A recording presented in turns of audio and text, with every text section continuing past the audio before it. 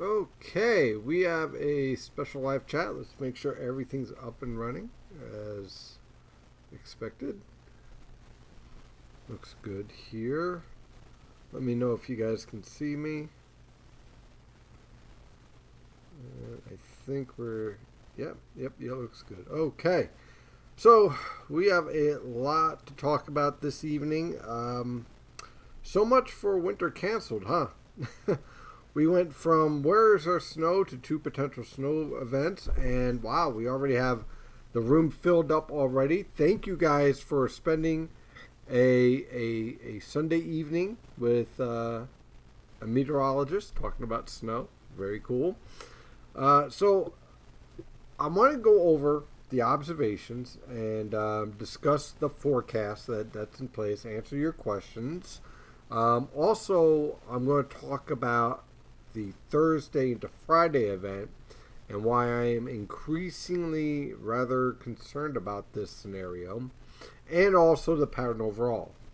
So first, let me pull up some observations, and then I'll get to all your questions, and we'll break down everything and go from there. Okay, and then if anyone wants to rant about football as well, I'm not happy with my Chiefs this evening, I tell you that much. Very weird refereeing, very weird. But you only score 3 points in the second half, you're going to lose. All right, so let's talk about the observations. This is really, really key to this whole forecast. If you had a boundary layer that, even for a couple of days, was in the 30s, then you can make a case that yes, it's warm now, but cold air is rapidly coming in. The ground is semi-frozen, and therefore your rapid cooling, lifting, snow accumulation, snow maps are fine for the monoclines. We all know that's not the case. It's been rather warm, as you know, and many of you have sent emails asking where's the snow. So yeah, it's been warm, right? So your boundary layer, that's basically, let's say, your car top down to the grass, right? Right there. And then your soil temperature. That's warm. Ground temperatures, I went and measured the ground temperature this morning, and it was at 54 degrees in Freehold. So why is that important? Well, look, with the strong cold air transport, which we're seeing already, I mean, wow, we're already in the upper 20s here in northeastern Pennsylvania. That's going to cool your boundary layer, absolutely. But is it going to be fast enough while the precipitation's coming in, and at the same time trying to beat the dry air transport, the dry air that's up here, that's going to try to invade from the south? So you have all these competing factors.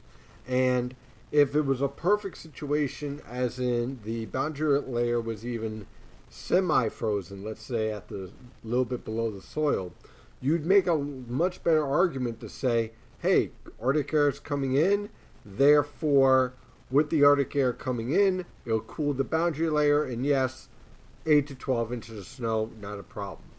But you can't say that in this environment. You have to cool all that. You have to get everything down to freezing, which is going to occur at the very start of the event. So you have to knock off a couple of inches off the top because of that environment. So that is how we run into our first question of how fast will the cooling take place. So as you can see here this evening, and the reason why I wanted to do this live chat is because I wanted to see, one, the 0Z NAM that's going to be coming in. It should be starting in about 10 minutes or so. And also, I wanted to look at the observations and see how this cooling is taking place. And so you're seeing, pretty strong cold air transport. If you're outside, you definitely notice a difference from earlier on this evening where you had winds from the southwest. Now they're from the northwest, anywhere from 10 to 20 miles per hour. We're clearly seeing cooling temperatures. I mean, me and Susan can feel the change because normally we get headaches and our sinuses go nuts. All from my face and my head. Exactly. So as a result, yeah, definitely strong cold air transport. You're seeing that pretty impressively with your 850 millibar bass. By the way, this is from the SPC, totally free. Check it out, spc.noaa.gov. It's a great learning tool. If you're a young learning meteorologist, you definitely visit this webpage, spc.noaa.gov, experiment, meso, and analysis. It's a great website. Definitely check it out. So, when you see this packing here take place, this is a very strong cold air transport. So, it's all lining up. And you can see at the surface, 3-hour pressure, 3-hour temperature change. Let's see if that loads for us. There it is.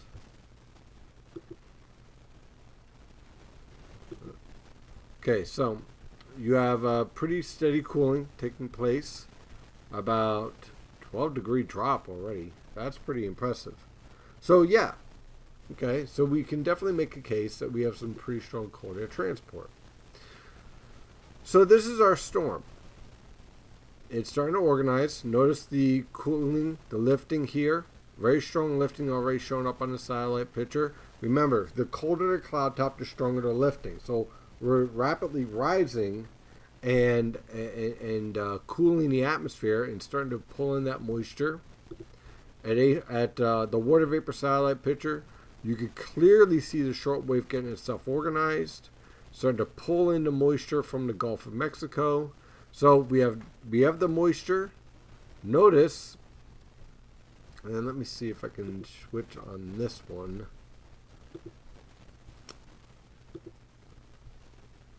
Okay.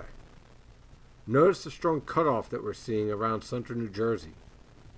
Shows up even better with the lower level. There's clearly a cutoff that this is not able to push any further north. Now, why isn't it able to push any further north? Well, this is why. The polar jet stream. This is the winds at 500 millibars, right? So, why do we have this scenario even possible to take place as opposed to just a week ago where everyone was, very concerned about the lack of snowfall in December?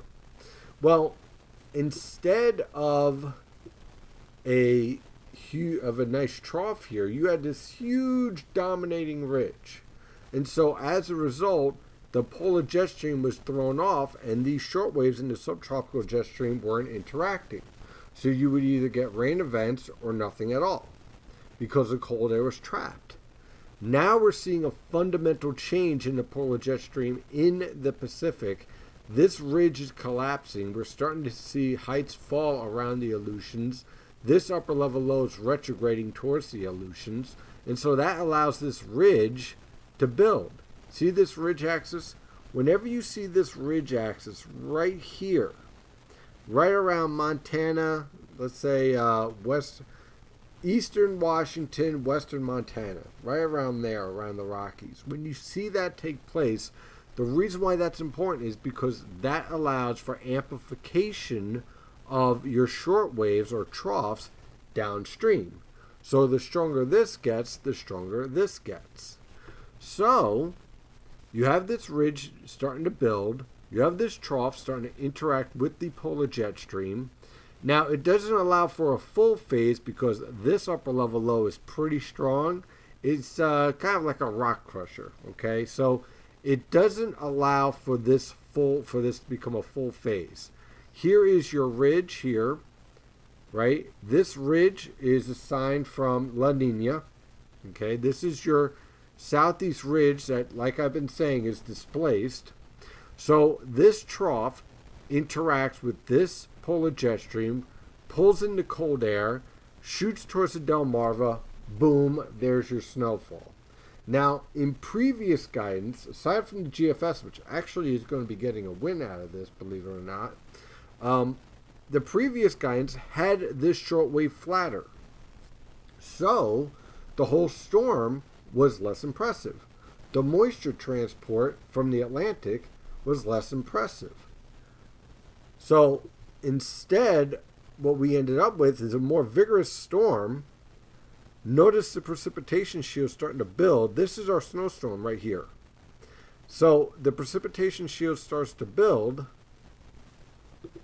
because this is becoming more vigorous. And as it becomes more negative tilt, it's going to allow for that precipitation shield to build up through southern New Jersey and then clear on out. Okay? Why is that important for the next storm? Well, if the model guidance is playing catch up with the strength of these short waves in the subtropical jet stream, and you know you have a similar pattern already in place. In fact, this is going to become even more favorable down the line. Then the potential for Thursday into Friday, let's say right now timing on it is like, let's say 10 p.m. Thursday, we start to see wintry mix start to break out. And then depending on the timing of the transfer of the secondary low, we look like we could have a full-fledged snow event or winter storm event on Friday morning. That is all possible because of this change that's happening. And with this storm becoming more invigorated, it enhances this upper level low, which is part of the tropospheric polar vortex, which allows for cold air to get transported in. It allows for a faster Miller-B transition from the Tennessee River Valley to the Delmarva Peninsula. There's winter storm number 2. And oh, by the way, model guidance is catching on to the stretched polar vortex that we've been talking about for the past, I don't know, like 4 weeks, right? Where I've been saying, look for this pattern to shift. And it's shifting. And the model guidance is playing catch up to handle that type of shift. So we're not done. This is only the beginning. Whether you end up with a lot of snow in your backyard, well, we'll have to see with each individual storm. But we're going to be busy for a bit. So as I look at the radar here, and look at the expansion, and we're going to check on the NAM real fast and see if that comes in, and then I'm going to answer your questions. You could see this storm really starting to take shape already. You can see the comet head starting to form here. Notice the heavier precipitation starting to show up. Now, what I'm expecting is that this stationary front is going to press a little bit further south and then start to degrade. And you're going to see a low pressure system rapidly lift northeast. And I'm looking, what we're going to be looking for is the northern portion of this precipitation shield to kind of flatten out and run into that dry air. And I would say it'll probably flatten out somewhere around the south shore of Long Island, through central New Jersey, just south of Trenton, and then through Philadelphia.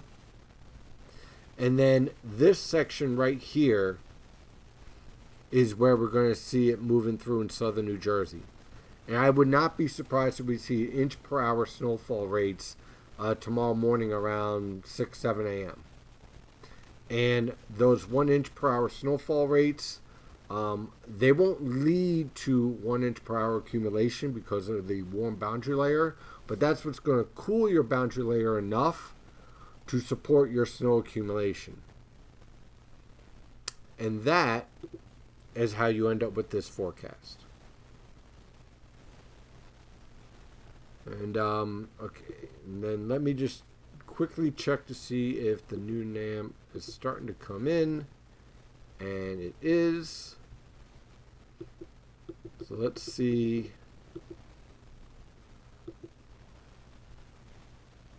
It's just starting to inch in, so we'll take a look at that as it comes out more. Let me see if it comes up on here a little bit faster. All right, still coming in. So we'll come back to that in a moment.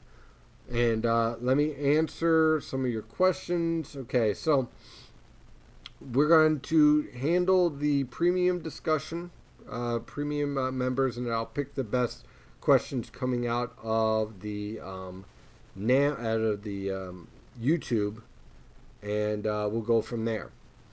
All right, so let's see here. Where could we start? Let's see here. Let's see here. And of course, good evening, everyone. All right, I don't know if I said that, but good evening. Let's see here. Anthony asks, Anthony Philbrown Brown, timing for Thursday, Friday event, event trying to time travel on I-95. This is very, very preliminary because a lot can change here. Miller B storms are very difficult to forecast in timing because it has to revolve around the timing of when the primary low over the Tennessee River Valley jumps to the Delmarva Peninsula.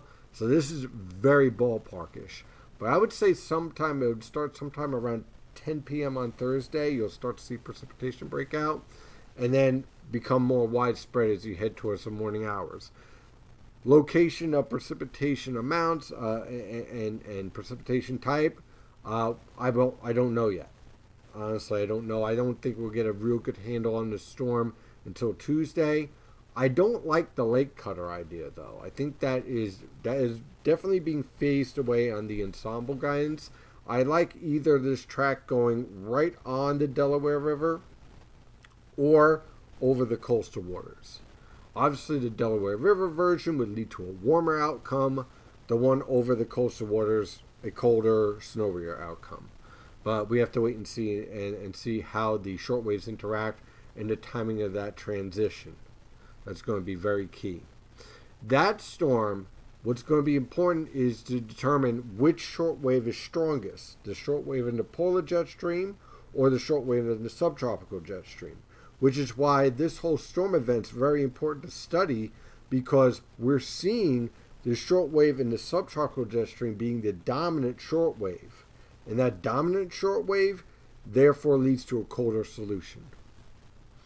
Card says asphalt and concrete really holds heat, very true, and are a big part of urban heat islands, true again. Would imagine that with how warm it has been, even the cold air and snow, it will take a while for those surfaces to cool. Yes, that's why in the forecast we have noticed, and this is a new feature I'm trying out this year, is that you have the 4 to 8 inch snowfall forecast, but then on your pavement and roadways, I'm going 2 to 4 inches, trying to account for that warming. Looks like that big 500 millibar high that was planted off the Pacific Northwest, south of Alaska, is gone. Yeah, it got obliterated. It's starting to get broken up right here. This is starting to fade away. And in fact, take a look at this. This is really cool. Here it is. Okay. Now, remember, we had this huge ridge, right? Look what happens over the next 15 days. It goes away. We have a huge upper level low that takes its place. That allows for a ridge over the west, trough over the east. This is a colder, stormier pattern, and there are signs that maybe some of the guidance here is trying to build more of a negative NAO pattern out of this and dropping this south, which is something we definitely have to watch out for. Let's see here. Will the Monday system create any blocking in the North Atlantic that will impact the late week storm? I don't see it creating blocking in terms of like a strong negative NAO pattern. But what I do think it will do is slow down the pattern just enough to allow for some interaction between the polar and subtropical jet stream. But the key thing that really stands out to me is the nature of these short waves. This is the first real wave of these short waves coming in from the Pacific, where we're seeing convection around the date line and off to the southwestern Pacific, tropical Pacific, that is driving these short waves. And they are vigorous. But there was always a question of how vigorous and whether that would remain the case as they across North America. Well, as you can see on this one, it's pretty vigorous. So it definitely is catching my attention. The big 70 and 10 millibar highs are now sitting right between western Alaska and Siberia. Seems to be pushing west-northwest. Is that part of the stretching disruption process for the PV? He's talking about, let's go to 70 millibars. Okay, this, guys, for you, all you following on YouTube, this, we're talking about the stratosphere and the stretching of the polar vortex. When you see this signal starting to show up here, that means the polar vortex is stretching, okay? And when you get a stretched polar vortex, what's happening is kind of like silly putty, right? So you start stretching it, and what that does is that it starts to drain cold air down, okay? You no longer get it locked up in the Arctic. It drains down towards the mid-latitudes. And so we're seeing that stretching take place. James Davidson says, looks like a southern New Jersey special tomorrow. Yeah, pretty much. That'd be a good description. Tuesday morning is when you start to feel confident about what happens later for this week. This is from Melissa. Yes, I would say Tuesday because then I'm getting better sampling. Rob Allen says, the 0Z NAM along with observations are showing tomorrow's system to already be in a neutral negative state. How does this impact the storm now? And does this storm end up creating a 50-50 low for Friday? I don't think it creates a 50-50 low. I think that the pattern is a little bit too progressive for that. I think that instead of having a positive NAO, you end up with more of a neutral NAO, which is why I think the pattern slows down a little bit, which is why I'm kind of waiting for Tuesday to get a better handle on what happens to Thursday into Friday, because by then we'll have that impact already in place in the model guidance to see how that impacts the entire flow of the pattern. Okay, so the short wave that's coming in behind this now has to slow down a little bit, right? It's kind of like on the LIE, runs into traffic jam, has to slow down a little bit, and that allows for the polar short wave to come in and do some of its work. How that interacts, don't know yet. I will say, and let me pull up the NAM real fast and see how that is coming in. Okay, so that's still coming in. Let me pull up here.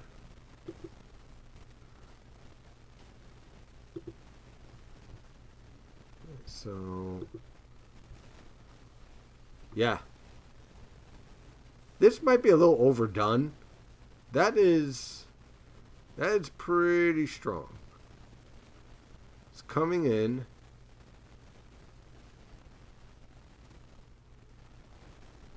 See how that closes off? I think that could be a convective feedback error. So there's a couple of things. First of all, understand that this starts 72 hours before the initialization of the NAM. This is pretty vigorous. That's way vigorous. I mean, wow. Hello, vinegar. Wow. That's impressive. But let's compare that to the actual 500 millibar analysis. Well, we have a nice jet streak here.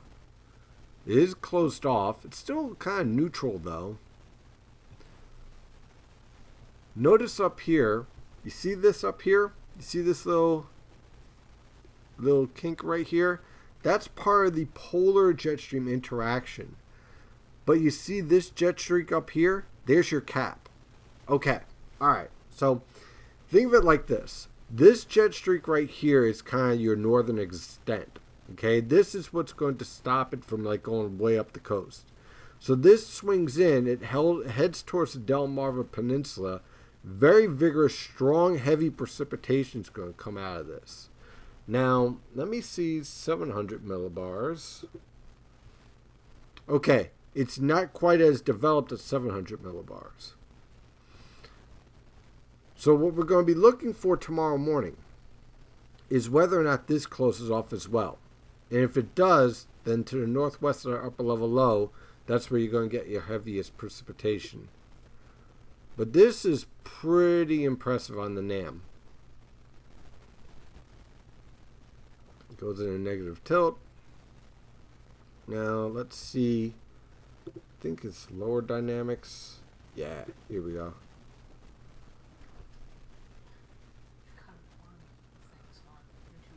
Okay, I'm going to hit YouTube in a bit. Guys, I'm going to hit everybody. There's just so much coming in. I wanted to do the model guidance while it's coming in to kind of take everything in. Wow. Okay. Okay. All right. This is very interesting. Let me pull up. Okay. This is a strong cutoff here. Very strong. I'm going to see if I can get relative humidity out of this. There's your frontogenesis. What's that? 150. Whoa. Hello. 156 people. Wow. Holy smokes. Let's see here. Okay. All right. Yeah. Okay. So this is a heck of a strong cutoff here. So what I'm seeing here in the data right now is that the haves and the have-nots, as in accumulating snowfall and flurries, is going to be a very sharp cutoff with this storm. So you could seriously see a situation where 1 mile to the north, you get barely an inch, and then just to the south, you can end up with 4 to 6, maybe even 8 inches of snow in a very tight gradient here, based on what I'm seeing. Let's see what this looks like. Yeah. See, that's exactly, look at that sharp cutoff. Let's play, hit this live. It's approaching. The cold air comes in. All right, we'll play with this and see as more data comes in. Let me take some more of your questions and we'll throw on the radar here. I want to watch this live while this is all coming in and kind of compare that to the model guidance here. Also, have you seen the 21Z CSREFs? These are the plumes. That would be a total shock outcome. Let's see here. Do I have the SREFs? I know I had that up here before. I'm going to have to find it. Could have swore I had it up. I haven't checked them out yet, but let me... SREF. Yeah. Here we go. Let's pull them up. I probably should have had this up in the first place, but...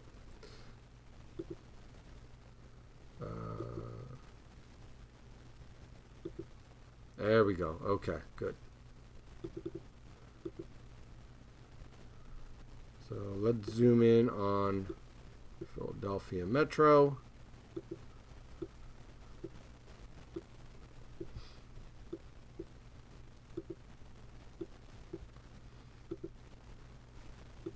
Let's do Atlantic City.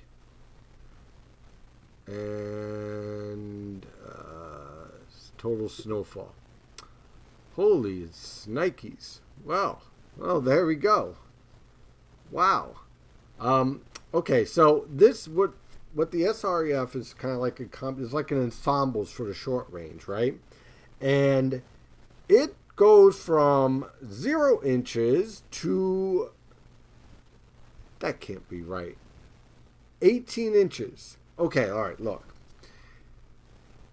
Here's why even the average here at 10.71 is kind of, well, it's going to be very difficult to pull that off, okay?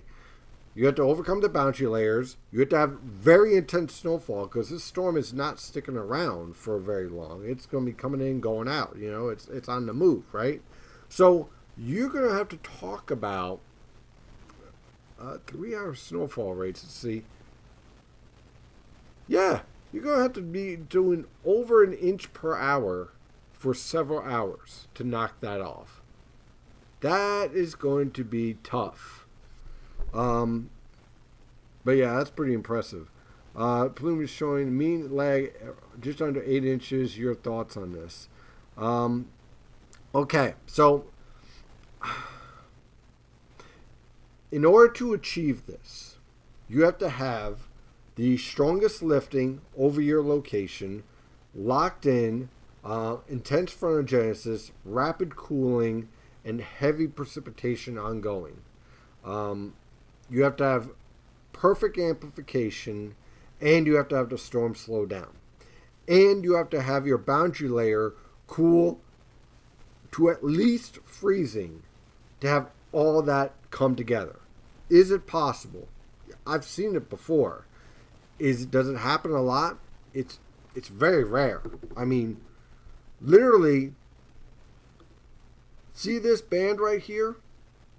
This has to become so amplified that here, let me take off the winter label here. Okay. So basically what you need, you see this red here on the radar here? You essentially need to have this line up over southern New Jersey and not move. That's what you need to have the SREF plumes to set up. I'm not confident of that because I have that 48, 54 with strong northwesterly winds. Dew points in the 40s. I'm not saying it's not going to cool down. It is. But you have to have tremendous amount of cooling to get this kicked off. It's hard to pull off. Let's see here. Is the cold weather still looking transient over the next few weeks or any signs of sustained cold? Okay, great question, Matthew. Okay, so the way I see this cold air coming in is that we're going to get more shots, but we're also still going to have those retreats. So instead of where we're seeing right now where we fall to 32 and then we have a couple days of 54, it's going to be flipped. We'll have a couple days of 32 and then we jump back up to 54 and then fall back down to 32. Okay, so the theme's going to be flipped, but still transient. NAM is way amped. Yes, it is. Yes, it is. Definitely. Wow.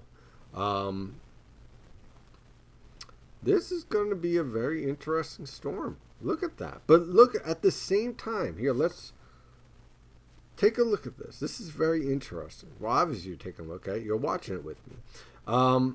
Okay. Look at this theme here. It's coming in. But look, notice it cannot push any further north. It's stuck. So it comes in, it runs into that dry air. The dry air is pushing south. Let me pause it here. And let me go right here. Let me see if I can get a skew T out of this. Guess I can't. I wanted to get a bit of see if I can get. I guess I can't. Okay. This. Okay. If you get convective snowfall, convective banding, you might be able to pull this off to go above 8 inches in southern New Jersey. Down here in zone 1, that's where your best shot is of seeing that verification. I think this looks really good in terms of the forecast. And up here is, well, flurries. Down here, zone 1 is going to be where you could get some surprises. And don't be tricked, by the way, with the NAM further north thing. Remember, that northern edge is going to be Virga because you have very dry air coming in at 700 millibars. All right, so let me jump over to you. Holy Godzilla. Wow. I told you. Okay, well, you guys have been very active on the YouTube chat. Holy Jesus. You're gonna have to scroll back. There's a few good ones. Let's see here. All right, I'm going to go all the way to the back. Let's see here. Da, da, da, da, da. And so it begins. All good. Yes, I'm stoked. Blah, blah, blah. Nam has been dog crap. Well, I can always count on Fled Weather to be very, very honest about what he or she thinks of the weather forecast or models or anything of that nature. The NAM has issues, no doubt. It's a mesoscale model. I like the HRR as well. Let me show that real fast. The questions really start just under that. Um, And then it's just kind of a wave of them. it's wow. Yeah, I'm gonna be busy. Holy smokes! Alrighty then, you guys came loaded. Okay, so this is the HRR evolution here. And it's kind of showing the same thing. Now, here's the thing that's really important. The key to that really accumulating snow is with this darker color here. This is light. This is flurries up here. This is very light snow. But down here, that darker color, that darker blue, right? That is blue, right? Yeah. That is where you're going to get your accumulating snow. Atlantic City, Wildwood, Cape May, those areas. Let's see. How much snow do you think Freehold Marbell gets? 1-2 inches on grass, mostly a trace on road surfaces. I'm in southern Connecticut. Any chance the low could be further north? No, not in this situation. This is not your storm, Connecticut. The one on Thursday and Friday, I think, will be. Many times, regardless of season, there's a clear line around 95 quarter that seems to be a tipping point for forecasts. Can you explain if there's a geological reason for this? That's from Michael Cassidy. This is a great question. Yes, there is. The reason why is because of the topography of the region. It is unique to the world, and it is a bane for forecasters because what you have from the Appalachians, you have this slope, okay, and this slope has a lot of divots and a lot of bowls. And what happens is that some of the cold air gets trapped in the valleys, like in the Hudson Highlands and in the Delaware River Valley, along the river basins. And of course, you had the Raritan River Valley. So you get the cold air seeping in, especially at lower levels. And they call it the I-95 corridor. But in reality, that corridor always existed. It's just that engineers decided to build the highway in the I-95 corridor at the end of that slope. Why? It's easier. That's why. You're not running into hard rock. So the I-95 corridor is really simply the end of the Appalachian slope towards the coastal plain. And that dividing line is where you get your cold air to drain in and slow down. Now, if you have a high pressure system to the north, and this is why a negative NAO is so important, you can get that cold air to drive in and to sink into the coastal plain, leading to colder winter storms.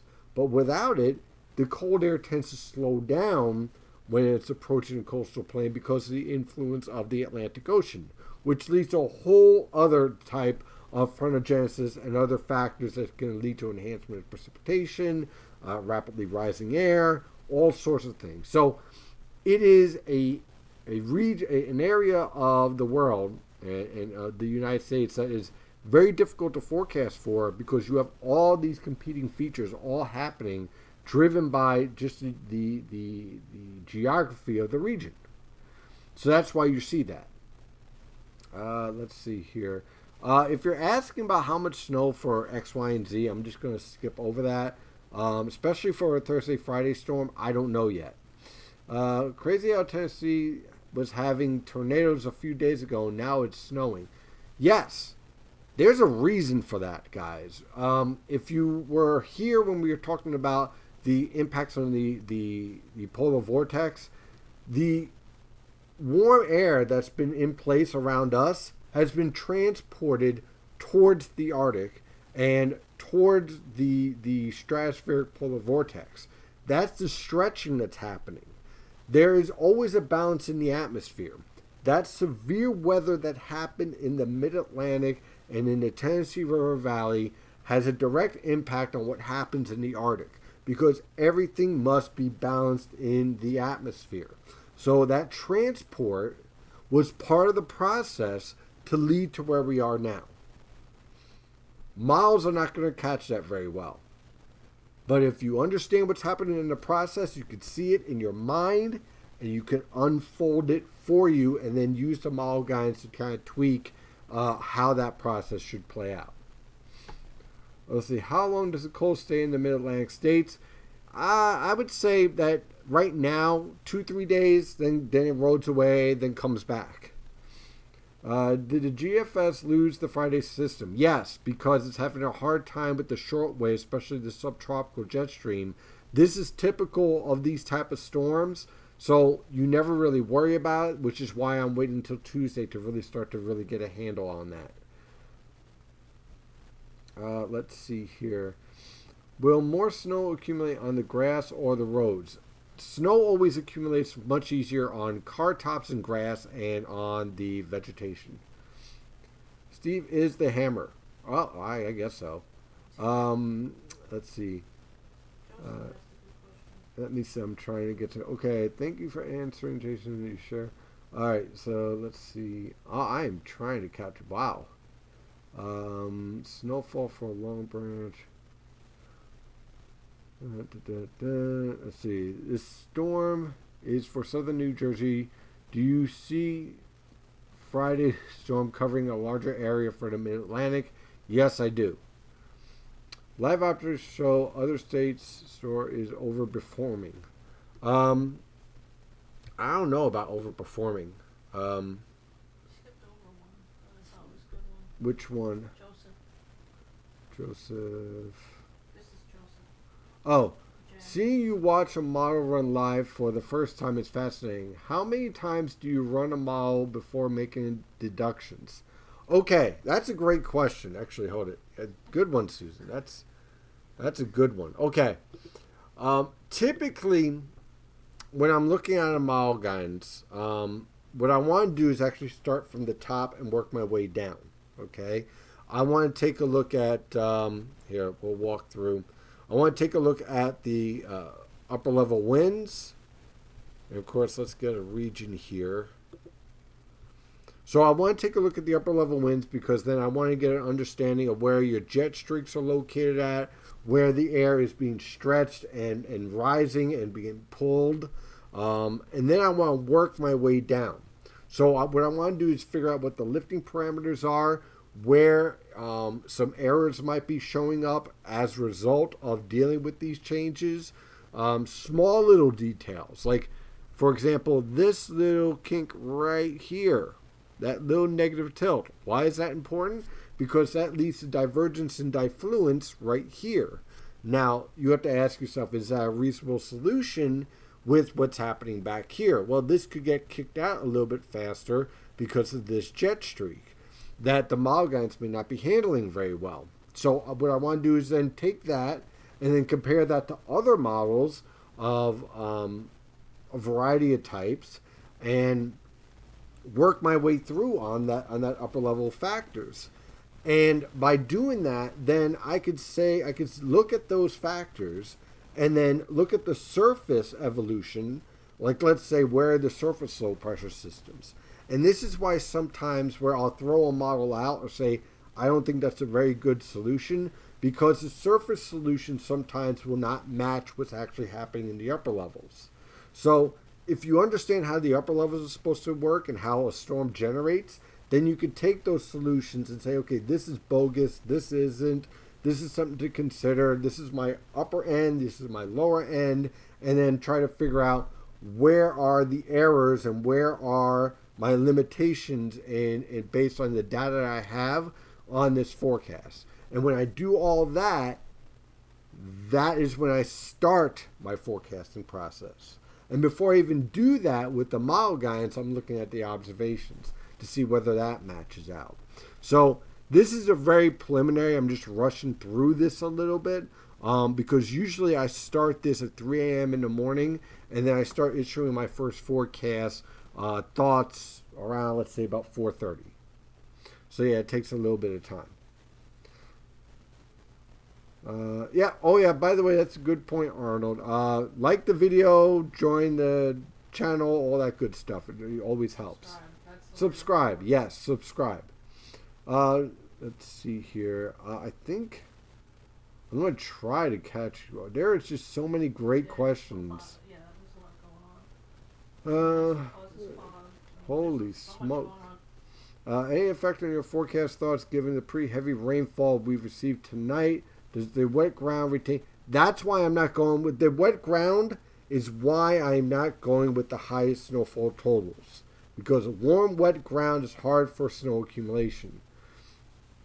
I recall long stretches of bitter cold and heavy snow in the winters at 76, 77, 77, 78. With global warming, will we ever see that again? Yes. Yes. Yeah, we will. We will. We definitely will. Whether that is more widespread, I would say no.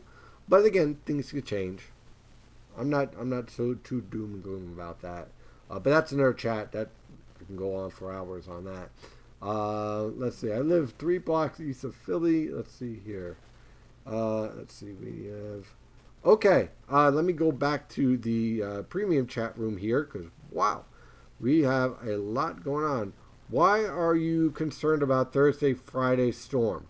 Okay, I'm concerned about it because it's the first region-wide snow event. So that means our politicians are probably going to screw it up, for one. Yeah, well, let's just say that be prepared. Okay? I'll put it that way. I'll just put it that way. But I'm concerned about it because I think that if that storm kicks off, then that kicks off the rest of the pattern to pull the Arctic air south. I think it's an important storm for the pattern overall. I could be wrong, but this is kind of like what I'm thinking, what I've been thinking this weekend. If this kicks off everything, then we are going to be on a nice little roller coaster ride that's going to keep us very busy. And I know Judah Cohen, Dr. Judah Cohen, he posted today because they got this new model that they're working with that is kind of like a long-range model that is more based on the influences on the polar vortex rather than tropical forcing. And it is very aggressive with the cold. Still transient back and forth, but very aggressive and very stormy. And the other model guidance is starting to catch on to that. So that is interesting because what you need for that to take place, you need a trigger. And when you have that trigger locked in, kind of like that fuse, then everything falls into place. I think, and again, we'll touch on this more on Wednesday. I think that trigger is that storm. Because then the polar jet stream locks into place, and that is how you start to get everything locked in the Atlantic and in the Pacific. And then your polar vortex drops right in like a nice little comfy pocket. So that's why. Let's see. Wow, it's 9:18 already. Let's let's see here. There is certainly plenty of cold air temperature during the NHL Winter Classic in Minnesota. Last night was 10 below zero. Oh yeah, that must have been fun. 3 Key NAM is impressive, much less confluence. Your PVA is much further north. Let's pull up the 3K NAM. Well, let's see what we got here. Let's play. And we'll speed this up. Oh, okay. All right, this works. Okay, so let's see what we got here while I'm drinking my tea.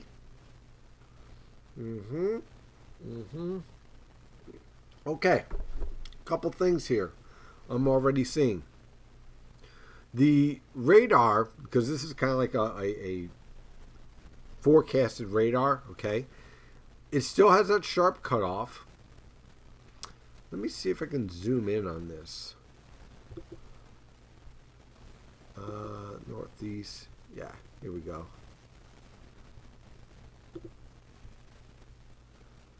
Has some of that mix. Very intense snowfall. Okay, hold it. Aha, that's where my soundings are. Okay. I knew it was around here somewhere. Okay. There we go. This is what I wanted to check out. This is... What time is this? 11 a.m., right? This is the soundings for southern New Jersey. And we got a lot of moisture. There it is. Okay. You see this right here? This is instability. This has my attention because this could lead to convective snowfall. This little signal right here. And when you see that set up, that is how you get your intense snowfall rates. It's not super impressive. I've seen much stronger, but what I've been trying to figure out is how does it create such a strong evolution in the heavy snowfall? And there had to be some sort of convective nature to it in order to create these type of snowfall rates. That's how it does it. Yep. And the further south you go, let's say around Cape May, there it is. You see that? But notice your boundary layer is still warm.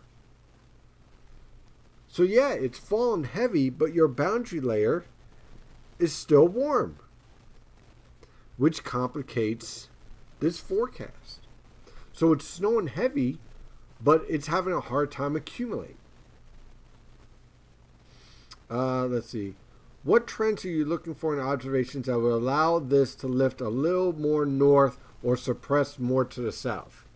That's a great question. And let me go back to my winds. 500 millibars. Zoom in.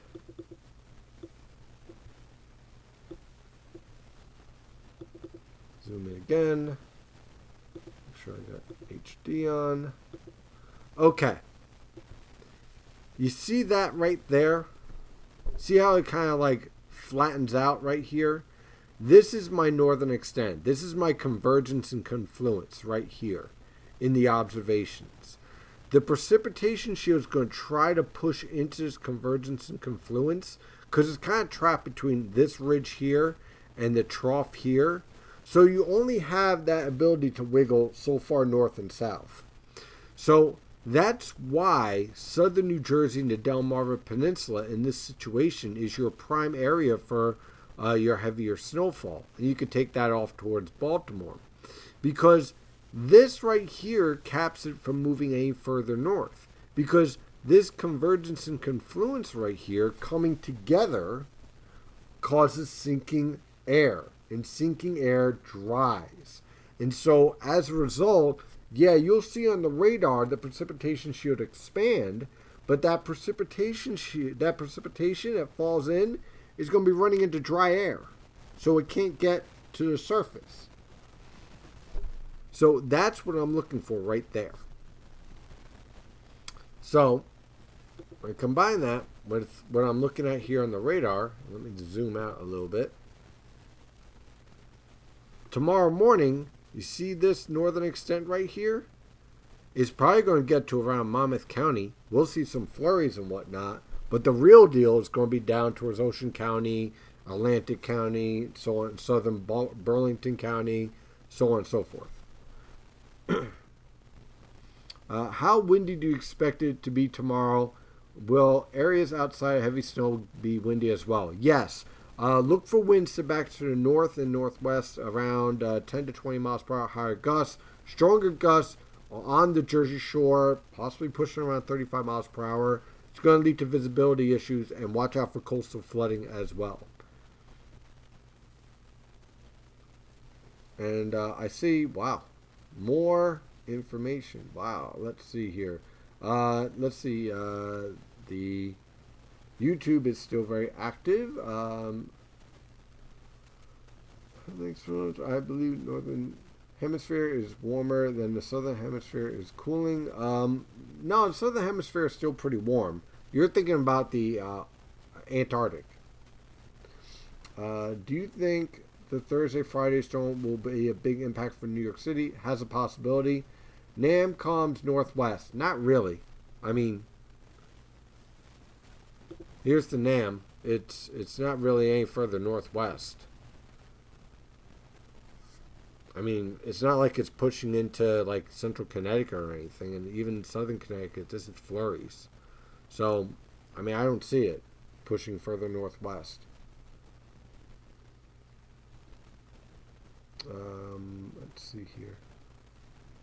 So, for New York City for this event, I still like the going forecast zone 4, which is basically a trace to an inch. I think that you missed the steady snowfall. At least that's how I'm seeing it. I know people are going to ask, well, let's take a look. Let's take a look at the snow map. All right, now remember, this is a 10 to 1. Oh, you can use Farrier. And again, look at the cutoff. And I still think this falls into my 4 to 8. This right here looks more like mixing issue. But New York City basically gets cut off here.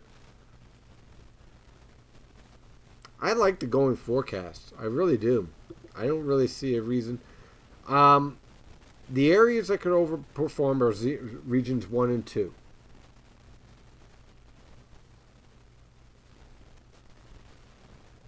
You know, I don't. I see this. You know, and let me address this. With models. I know that people try to like say, oh, it's moved northwest. So, in fact, half the time I see people say the models moved northwest and southeast within the same Twitter discussion or email chain. What typically happens is that the models are trying to handle a lot of the mesoscale banding and a lot of the convective banding. And because people are trying to make these models too perfect, it leads to a lot of precipitation gradients that really are not well representative of the storm overall. And so that's why you see these quote-unquote shifts.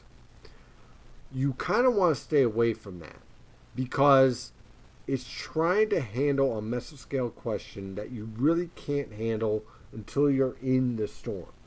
It's kind of like trying to predict the track of a thunderstorm and where the heaviest precipitation is 24 hours out. And it's very difficult to do. And if you try to lock yourself in to that forecast, it can burn you in a big way. So I try to stay away from that and instead go with the ballpark theme of the storm itself. When I was younger, I used to want to try to be perfect with these storms. And two things would happen. My hair would go away, and I would get very frustrated. And I'd put out a poor forecast because people weren't very well prepared, because I said, no, the heaviest snow will happen in this location here. So anyone to the north of that, you really don't need to prepare for that. And it led to very bad situation. So I stay away from that type of forecasting analysis. What I prefer to do is go with the overall theme on the storm and try to give a general idea of what's going on with the storm, so that way you can be prepared but also understand what the worst case scenario is going to be. So that's why when you're working with the small guys, try not to get too wrapped into the changing of the snow maps and trying to figure out, well, this shifted north and this shifted south, because all you're really seeing is the model guys trying to handle the mesoscale banding and convective banding, which can change from model run to model run drastically. What you want to do instead is to warn your client or the general public of the overall theme of the storm, and then make your adjustments as the storm evolves.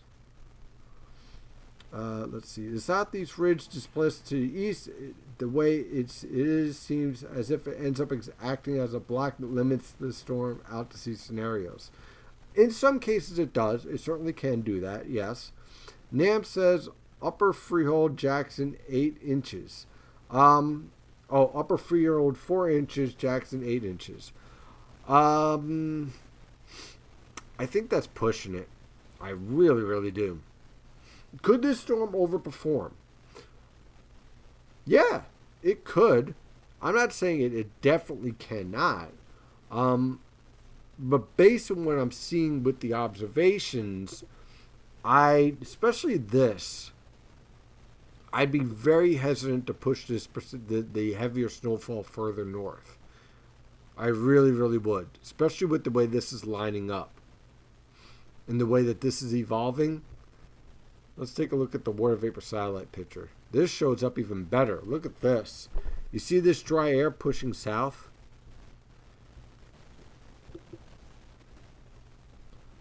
Let's see. Let's zoom in on this. Perfect. Okay.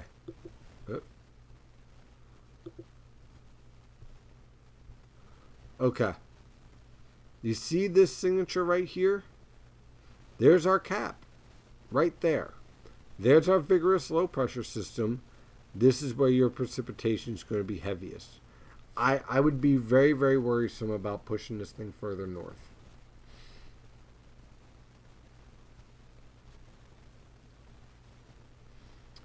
Let's see here.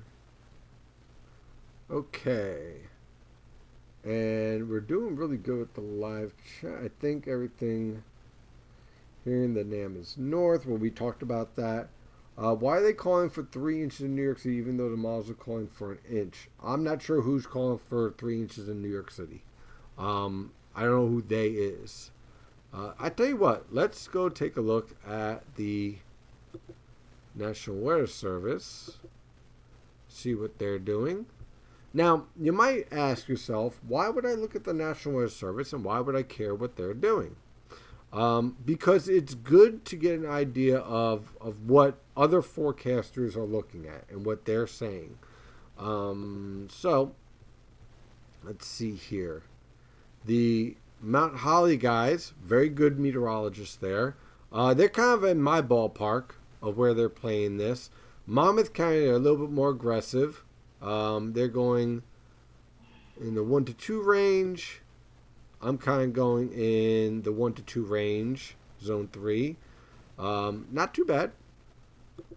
Not too far away from the going forecast. And let's see here. The New York City guys, they are going, let's see.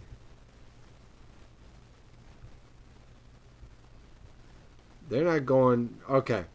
So the high end amount, if everything shifts, this is about a 10% chance of happening.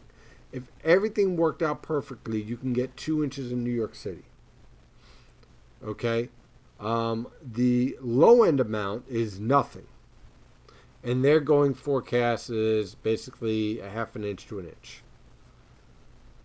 So you kind of see, where that line is. And percent chance of 1 inch or more snow, they got about 50%.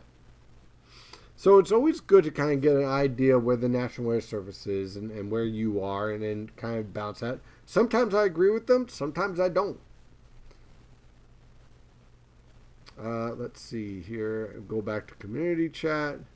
And nothing new here. If you guys have any questions, definitely drop them. About models.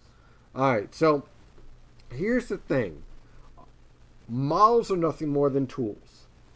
That's it. That's all they are. That's all they are. Just because a model shifts northwest doesn't mean anything. Okay? What matters is how do the observations compare to the model guidance and how does the model get to that solution? If you don't know how to break that down, then understanding what's happening is very difficult. And so you can get very confused. And one of the things, especially for young meteorologists, and I dealt with this, especially in my 20s and 30s, because now I'm 40s, or as I like to call 4.2, you can become very overwhelmed by all the model guidance that you have available. When I was starting out, I had 3 models. 4 if you get the European, and you're very lucky. But the European was kind of like a Corvette, right? It was very difficult to get any of the data, and if you got some really good data, you're probably in a university somewhere. So like SUNY Oswego or something of that nature. So you had the NGM, okay, that's like old school, right? You had the MREF, which was the precursor to the GFS, and you had the ETA, which was the precursor to the NAM. So you just had 3 models to work with, and you dealt with that, and then every so often you had the Canadian, the NavGem in the early 2000s, and then the CMC GM, which came out a little bit later. Now you have like 20 some odd different models, and if you look at all of them, you're going to get confused. The question that you have to deal with: what is your forecasting theory? Okay? What's happening in the atmosphere? What has happened in the past? And what has your experience taught you on how to forecast and use all this model guidance and data? And you can get so much data that it's become data paralysis. You take in so much data that you start to doubt whether or not you understand what's happening in the atmosphere. So whether the NAM shifts northwest, southeast, west-northwest, it did a twirl and did a parallel, it doesn't matter. It doesn't matter. What matters is your forecast theory. And what matters is how does that compare to the observations and how does that play out? And whatever the model did or doesn't do doesn't matter if you don't understand what all this means. The boundary layer factors. So that's why don't bother bickering about, why have the models differed so much with this storm. Beckett, Mr. Trenberg, this is every storm. Every storm. Every single one. Okay? This is par for the course. Models, you're going to get different solutions with every storm. And if you try to jump and change your forecast with each model run that comes out, you're going to be putting out about 15 different snow maps between 2 days out and the day of the storm. Okay? You can't do it. You have to take everything that comes in and then create your forecast theory. The SREF is going absolutely ballistic. Yes, it is.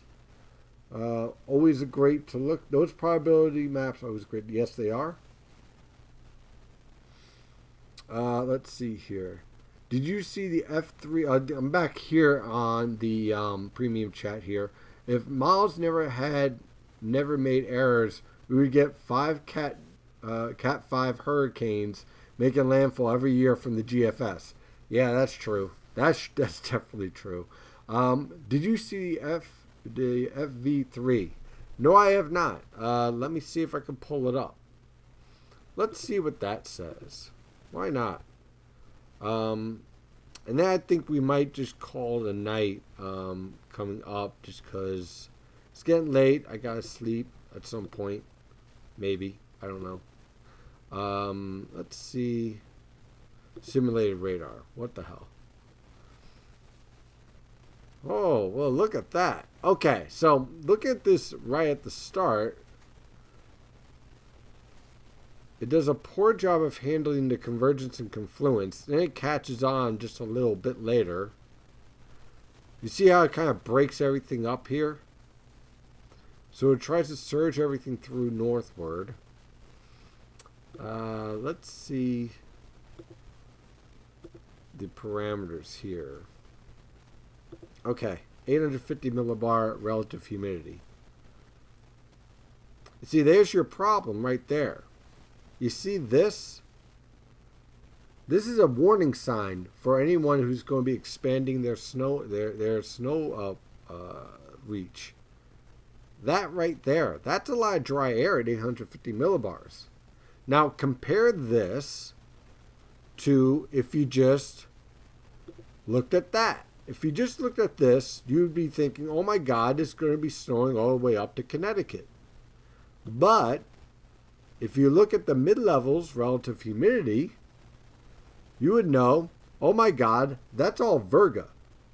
That's all precipitation not reaching the ground. When you have that type of dry air, it's a warning sign. So let's compare this, okay, to the QPF. Okay, let's see here, simulated radar. Here we go, total precipitation.